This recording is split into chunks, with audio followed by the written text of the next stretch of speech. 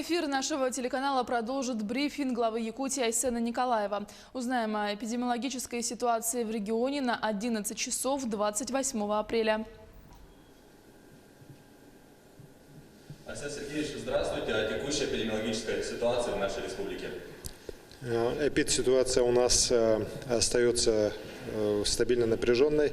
За сутки у нас 7 новых случаев коронавирусной инфекции. Из них 6 это город Якутск и 1 случай в Хангаласском Улусе. В Хангаласском Улусе коронавирусная инфекция, она сегодня подтверждается, к сожалению, у одного медработника Хангаласской районной больницы. В рамках тех анализов, которые были проведены в эти выходные. По городу Якутску все 6 новых случаев – это ранее выявленные контакты, ранее заболевших. Мы, видя ситуацию по городу Якутску в первую очередь, по дальнейшему распространению болезни, по ее опасности именно выхода на еще более высокие уровни, все-таки приняли решение по представлению главного врача, санитарного врача республики о введении масочного режима для города Якутска и для тех наших муниципальных образований, в которых режим полной изоляции сегодня действует. Это и Мирный, Нирингри, Ленск, Алдан, Нижний Бестях, Тикси, для нахождения в общественном транспорте, в общественных местах, в тех же магазинах и так далее. Сейчас обязательное требование масочный режим. Ну и, конечно, со стороны работников тех же магазинов, торговли в обязательном порядке требуется тоже соблюдение масочного режима. К сожалению, много поступает жалоб со стороны и жителей, и контролирующие органы постоянно это видят, что масочный режим именно в торговле, к сожалению, не всегда выдерживается со стороны непосредственно самих предпринимателей. Я считаю, что это надо приводить в порядок. Масочный режим – это обязательное сегодня условие.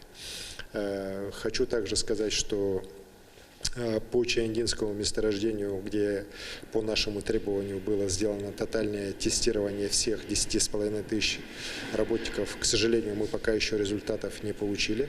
Вместе с тем, те отрывочные данные, которые нам поступают из структур «Газпрома», они говорят о том, что количество больных там очень значительное. И сегодня, опять же, по нашему уже требованию, «Газпром» должен принимать новые решения в части разворачивания лечебных сил именно на самом Чаяндинском месторождении, на вывозе оттуда людей, потому что ряд подрядных организаций сегодня, которые закончили работу, не могут выехать, потому что как раз это разделение на больных, не больных не завершена подготовка обсерваторов на местах выезда этих людей, в том числе и не определены еще лечебные учреждения за пределами республики, где больные будут проходить лечение. Вместе с тем, тяжелые больные с Чаяндинского месторождения, они сегодня проходят лечение не только в Ямало-Ненецком округе, но и в республике Саха-Якутия. У нас порядка 50 с лишним людей уже на сегодняшний день с Чаяндинского месторождения проходят лечение в больницах Ленска и города Якутска. Состояние их, некоторых оценивается достаточно тяжелым. В целом по республике у нас сегодня 3 крайне тяжелых больных, за жизнь которых наши больницы, наши медики ведут ежеминутную борьбу. Спасибо. Спасибо большое. Это был брифинг главы Якутии с информацией о COVID-19 в регионе на 11 часов 28 апреля.